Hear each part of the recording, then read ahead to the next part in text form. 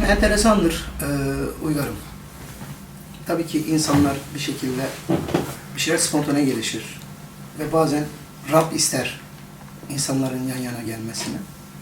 Ben ilginçtir. Nevin Doğanay albümünü buradan kardeşime de selam olsun.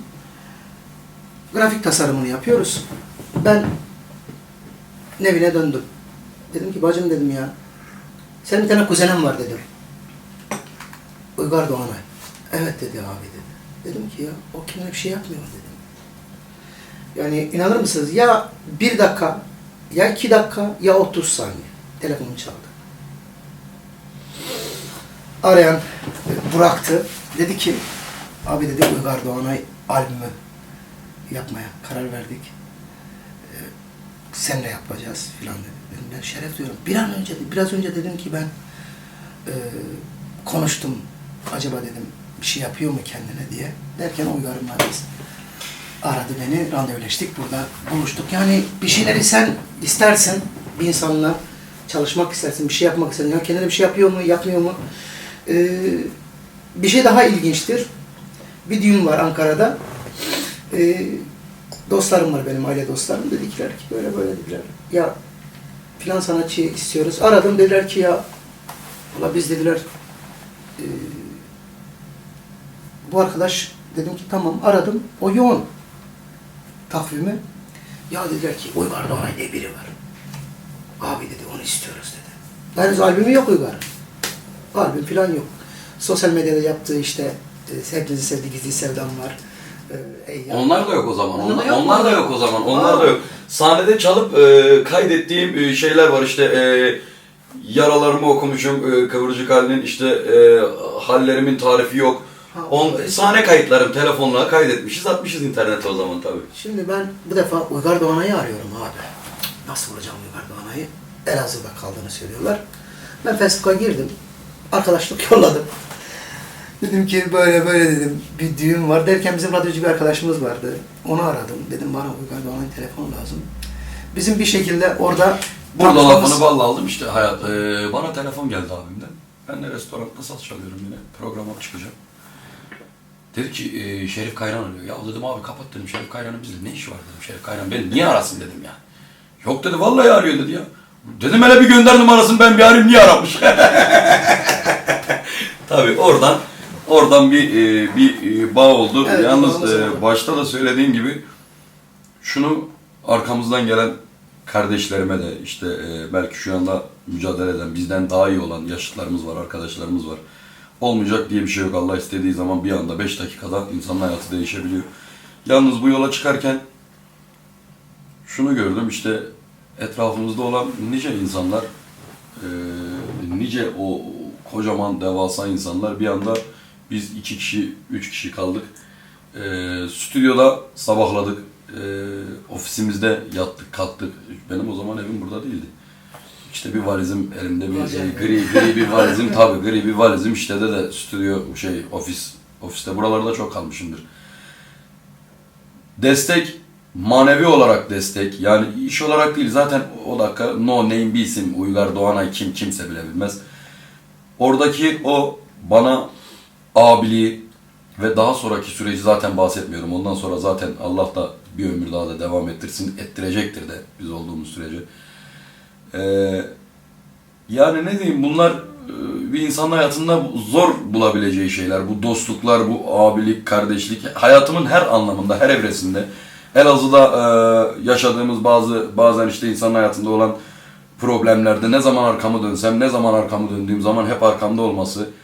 Ama Allah'a şükür önce Allah'ın ondan sonra da mutfakta olan beni hep sırtımdan tutup iteleyen abimin, bugüne kadar çalıştığımız müzisyen arkadaşlarımızın bize eser veren, eserleriyle albümümüzü şereflendiren, onurlandıran eser sahipleri.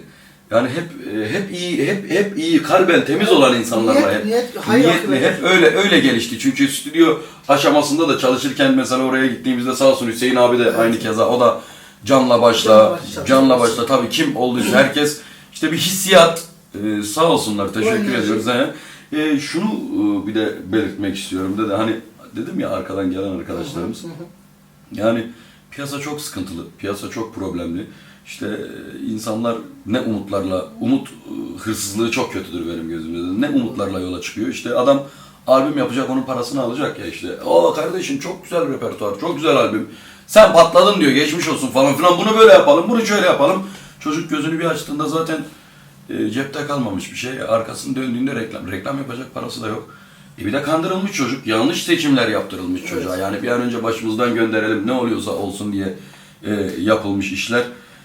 O yüzden gelen arkadaşlarımıza da, dostlarımıza da tavsiyemiz lütfen arkadaşlar, gönül bağı kurmadan bu işe girmeyin, yapmayın da, çalışmayın. Yani önce bir bakın, olabilir mi yani? Bir şey hissediyor musunuz karşındaki adam senin duygularını hissedebiliyor mu? Eğer duygularını hissetmiyorsa zaten sana ne şarkı okutabilir, ne senin albümünü yapabilir. Yani okutamaz.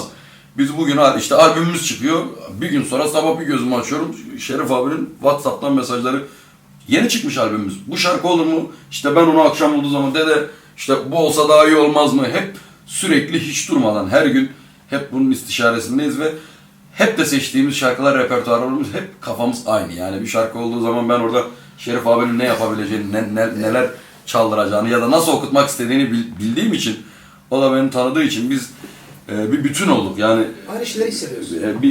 bir bütün olduk. O yüzden kardeşlerimize ricamız, lütfen ve lütfen dikkat edin.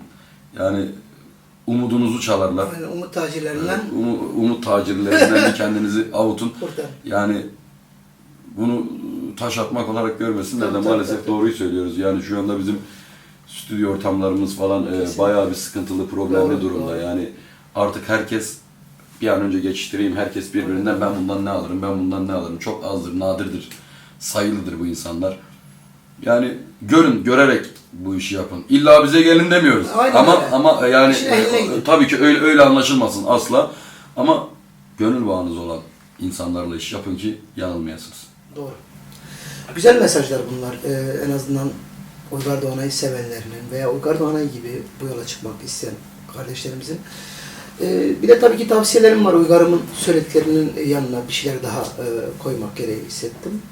Çok güzel şeylerden bahsetti. Bir defa eğitimini almanız gerekiyor. En azından sesinizin mutlaka herkesin kendine göre sesi güzeldir. Ama sesinizi geliştirmenin yollarına gidin. Ne bileyim bir bağlama çalmasını öğrenin, bir klavye çalmasını öğrenin. Yani müziği biraz daha bilerek gelin. Hani biri size bir şey verdiği zaman bu nedir, bunun yanına bunu koyabilerek gelin. Yani bu işe ehil olmadan sizden ricam hiç yola çıkmayın. Her şeyden önce temeli bu. Peki Uygar Doğanay'ımız yeter artık dedi, alışamadım dedi. Nasıl yeni bir şarkısı daha geliyor. Sürpriz tabii ki. Alışamadım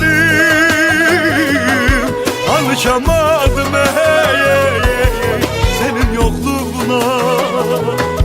Alışamadım, hasretin ölüm oldu bana. Yokluğun kefen canıma, senin yokluğuna alışamadım. İleride Uygar Doğanay'ın hedefleri nedir mesela? Ben bunları yaptım. İleriden kafanda neler var mesela hayallerin? Daha gelecekte. Seni sevenlere nasıl bir mesajın olacak ve neler yapacağını? Benim hissiyat. gelecekteki hayalim zaten eser üretmeye, belli bir yere kadar eser üretmeye, işte okumaya devam edeceğiz. Benim her zaman kafamda şöyle bir düşüncem vardı yıllarca. Ben çok yani ailemin olmadığı şehirde bile program yapamıyorum, sıkıntı yaşıyorum, problem yaşıyorum. Bütün ailemin bir arada olduğu bir bahçeli güzel böyle Hepsini bir arada görebileceğim. hepsini bir arada görebileceğim, bütün yeğenlerimin, çocuklarımın aynı alanda koşabileceği. Çünkü bu ortam gece öyle problemler görüyoruz ki artık asosyal olmaya başlıyoruz, korku başlıyor. Yani bu sefer hastalıklar işte panik atak, onun ötesi anksiyete başlıyor, tedirginlik, hep bir tedirginlik oluyor. Böyle sakin, ailemle beraber sakin bir hayat. İşte burada işte üreteceğiz. Ben gideceğim evimde dinleneceğim, atacağım. Onun haricinde hiç öyle ya işte buralara geleyim, şöyle olayım, böyle olayım gibi bir düşüncem hiçbir zaman olmadı. Hep şuradayım. Diyorum ki Allah kurban olduğumun yaradan ne vereceği belli olmaz. Biz nasıl 15 dakikada bir karar aldık, hiç olmayan imkanlarla bir karar aldık, bir şeyler oldu. 15 dakikada da tekrar geri gitmeyeceğimiz anlamına gelmez bunlar. İşte gelen kardeşlerimize yol göstermek, Evet. onları düzgün bir şekilde işte bunu yapın, şunu yapın diye yönlendirebilmek, insanların saygısını kaybetmeden, Evet. insanların sevgisini kaybetmeden geri çekilmeyi de bilmeli aslında insan. Yani o yolu açmayı bilmeli Tabii, tabii, insan. tabii. Mesela bugün nasıl Şerif Kayran bugün Türkiye Cumhuriyeti'nin yani bel kemiği eserleri, bel kemiği şarkıları bu Cumhuriyete, bu ülkeye vermiş insandır kalemiyle, sesiyle, sözüyle. Ama nedir? Hep yeni gelen kardeşlerine, mesela nasıl dedi, işte yeni gelen kardeşlerimize yeri geliyor. Mesela kendi albümünü okuduğun eseri çıkartıp daha bir haftalık albümündeki eseri çıkartıp evet kardeşim oku, bak bunu böyle yapalım, bunu şöyle yapalım. Daha güzel oluyor. Başka bir camiadan, başka bir taraftan baktığın zaman adam diyor ki benim kardeşim diyor, ben yıllarca diyor ben buradayım. Ama arkadan daha iyileri geliyor. Tabii ki. Şimdi bizim arkamızdan o kadar güzel sesler var ki yani ben giriyorum internete. Geçenlerde Var, bir var. çocuk gördüm. Türkü okuyor dedi. 13 yaşında çocuk. Yani bir hafta boyunca onu dinledim. Hüzünlendim. Dinledim, hüzünlendim. Çok iyi yani çok iyi sesler geliyor. O yüzden insanların saygısını kaybetmeden, diyorum ki insanların sevgisini de kaybetmeden geri çekilmeyi bileyim. Yani geri çekilmek derken tabii ki yine şarkılar sunayım işte Tabii, şarkılarımızı destek vereyim. tabii ki şarkılarımızı sunalım, desteklerimizi verelim ama oturmayı da bilelim yani bir yerden sonra. Bir de şeyi de görmüyorum dedi, bana şuna inanıyorum, bana bu kadar sevgi yeter. Bunun bir üstünün bana huzursuzluk vereceğine inanıyorum. Gerçekten hani eğer içimizdekileri konuşuyorsak bunun bir üst aşamasının bana hep huzursuzluk vereceğine inanıyorum. Çünkü şu anda bile artık yani yoğun çalışıyorsun. Dönüyorsun haftanın 1-2 günü çocuklarına ayırıyorsun. Bir dönüyorsun bir bakıyorsun yürümeyi öğrenmiş. Bir dönüyorsun bakıyorsun. Yani bu benim başıma geldi. Nerede büyüdün ha? Evde yaşarken eve geldim de programdan Hı. çıktım biliyorsun. Bir de o zamanlar çıktığım zaman konsere 15-20 gün sonra eve dönüyorum. Televizyon izliyorum evde. Salon açık. Salondan bir şey geçti o tarafa. Tedirgin oldum. Bebek var evde yatıyor. O neydi dedim geçti o tarafa. Bir kalktım kızım karanlık yürümeyi öğrenmiş. Duvardan duvara koşuyor. Kızım duvardan duvara yürüyen benim kızımmış yani orada. Yoğun çalışmalar. Yoğun çalışmalar. Şükür bir şeye de ihtiyacımız yok. Olmaz. Allah'a şükür ailemiz ve biz geçinebilecek durumdayız. Çok paramız olsa da çok büyük yerlere gelsek de günde yiyeceğimiz bir tane ekmek, gelmesek de yiyeceğimiz bir ekmek. Onun için çok yorulmayacağım, işte daha da sakin, hatta gün geçtikçe daha da kendimi sakinleştirip böyle yavaş yavaş işte 10 tane program değil 3 tane program yapıp şarkılarımızla olmayı düşünüyorum. Allah hayırlısı neyse onu versin. Amin amin. Zaten insanlar şimdi seni dediğim gibi demin programa başlarken de kalbinin en güzel yerine koymuş durumda. Fakat insanlar seni sakin bir defa bırakmaz. Onu unut bir defa. Sakinleşmeyi şimdilik unut bir defa. Yaşın bir defa çok genç. Bir defa seni bekleyen Allah sağlık versin, huzur versin bir defa her şeyden önce. Amin. Güzel bir ömür nasip etsin kardeşime. Uzun bir yıllar var. Uzun bir maraton var. Bunları böyle bir Allah gösterirse bir 50 yaşlarda düşünebilirsin. Bir 23 yıl Uygar Doğanay daha yoğun bir tempo Allah ömür verirsin inşallah. Sağlık versin. Daha Biraz bu uzun yolda olmadı. biraz daha Sanki biraz bir uzun. 50'ye kadar